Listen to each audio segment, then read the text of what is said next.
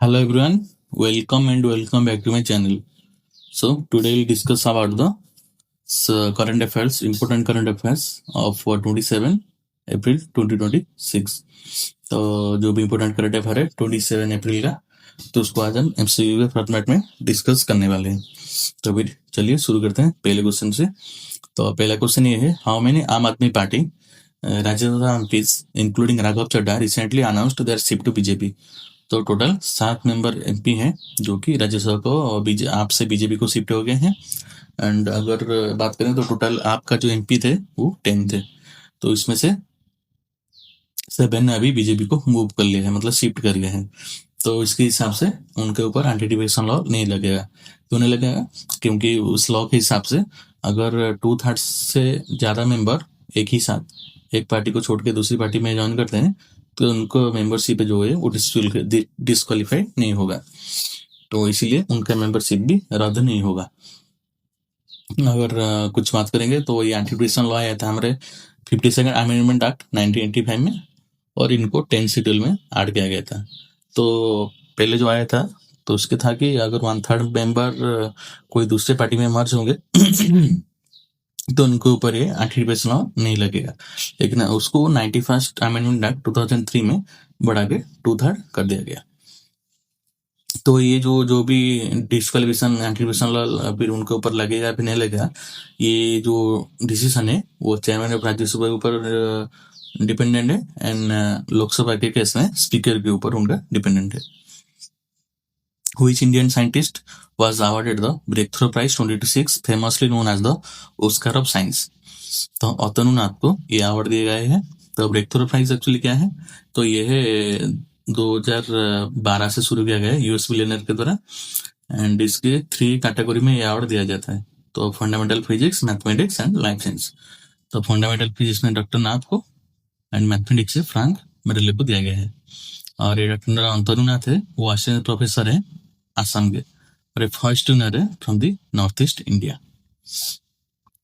Next question, who has been appointed as the new chairperson of NASSCOM. तो NASSCOM का भी new chairman बने हैं हमारे श्रीकांत बेल्लाकन्नी. तो ये है नास्कॉम एस्टेब्लिश कब हुआ था? तो 1988 में हुआ था, और इसका हेडक्वार्टर है वो दिल्ली में है. तो ये एक्चुअली क्या है, ये एक नॉन प्रॉफिट ट्रेड एसोसिएशन है setting the strategic direction for India's massive software and service ecosystem. तो अभी जो इनका जो इंडिया का सॉफ्टवेयर इकोसिस्टम है उनको ये डायरेक्शन देता है. तो एक मतलब से उनका जो एसोसिएशन है वो उसका हेड है नास्कॉम हमारा. तो next question, on which date is the world intellectual property day celebrated globally. तो अप्रैल 26 को हम world intellectual property day celebrate करते हैं. तो 2026 का इसका थीम है रेडी सेट एंड इनोवेट. तो उसका हेडक्वार्टर है हमारा जेनेवा में, और ये एस्टेब्लिश हुआ था 1967 में. तो ये जो इंटेलेक्चुअल प्रॉपर्टी मैट्रिक्स है वो 3 चीज पर काम करता है, पेटेंट, कॉपीराइट एंड ट्रेडमार्क. तो पेटेंट में ये साइंटिफिक डिस्कवरीज, टेक्नोलॉजी, इनोवेशन को प्रोटेक्ट करेगा. एंड कॉपीराइट में जो literature, notes, every music art रहेगा, उनका जो ओरिजिनल ऑथर रहेगा उनको ये प्रोटेक्ट करेंगे, सिक्योर करेंगे.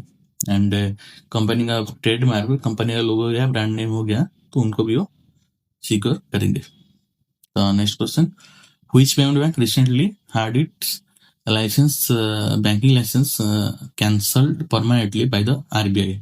तो अभी पेटीएम पेमेंट बैंक का जो भी आरबीआई बैंकिंग लाइसेंस है वो आरबीआई ने परमानेंटली कैंसिल कर दिया है. तो डिफरेंस बात करेंगे, एक्चुअली ये payment bank and commercial bank में डिफरेंस क्या है. तो पेमेंट बैंक में आप 2 लाख तक की डिपॉजिट कर सकते हैं, लेकिन कमर्शियल बैंक में आप अनलिमिटेड जितना चाहे डिपॉजिट कर सकते हैं. एंड पेमेंट बैंक में कोई लोन नहीं जा सकता, लेकिन कमर्शियल बैंक में आप लोन ले सकते हैं. एंड इसमें कोई क्रेडिट कार्ड भी इशू नहीं होगा, लेकिन आप इसमें क्रेडिट कार्ड इशू कर सकते हैं. पेमेंट बैंक में यूपीआई अलाउ है, लेकिन कुछ बेसिक बैंकिंग सिस्टम ही अलाउ है. लेकिन कमर्शियल बैंक में आप फुल बैंकिंग सिस्टम को अलाउ मतलब यूज कर सकते हैं. तो next question, which ministry launched a smile beggary survey mobile application in April 2026. तो ministry of social justice and empowerment ने ये एप्लीकेशन लॉन्च किया है. तो इसका बजट है 365 करोड़ रुपए का, जो कि 21 से 26 तक दिया गया है फॉर द स्माइल स्कीम. तो ये एक्चुअली लॉन्च किया गया है for the to centralize the digital database of the district. District मतलब जो भी लोग जिनका घर नहीं है और खाने के लिए कुछ नहीं है, तो उनको हम डिस्ट्रिक्ट बोलते हैं।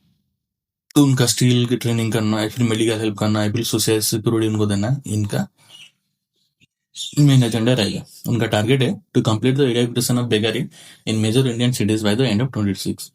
तो 26 के एंड तक जो भी इंडिया का बिग सिटीज है, तो इनमें से बेगर को इरेडिकेशन करना है। Next question, which country build the world first permanent nuclear waste repository. तो फिनलैंड ने ये काम किया है।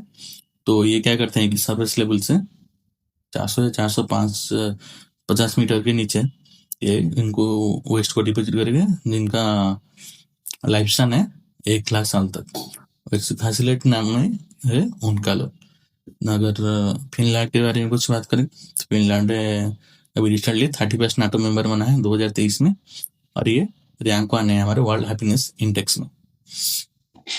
Next question, what is the scientific name of the rare nest building frog species recently discovered by Indian scientist in Arunachal Pradesh, जिसका नाम है लिम्नोनेक्टिस मोतीझिल। ये कहाँ पे मिल रहा है? हमारे नामदफा टाइगर रिजर्व है, जो कि अरुणाचल प्रदेश में यहाँ पे ये मिलता है। Next question, which chief minister will be honored with the prestigious business reformer of the year 2025 award in Mumbai. तो ये मिलेगा हमारे चंद्रबाबू नायडू, जो कि सीएम है आंध्र प्रदेश के। तो क्योंकि उन्होंने 20 लाख करोड़ रुपए का इन्वेस्टमेंट प्रपोजल अट्रैक्ट किया है अपने स्टेट में। तो ये रैपिड एक्विजिशन है, speed of the doing business and delivering good governance. तो ये कहाँ पे आने वाला है? तो ये होने वाला है हमारा जियो वर्ल्ड कन्वेंशन सेंटर मुंबई में, और इनका जो आंध्र प्रदेश है उसका कैपिटल है हमारा अमरावती, जिसके गवर्नर है हमारा अब्दुल नजीर। सो आज के लिए इतना ही। Thank you everyone for watching this video.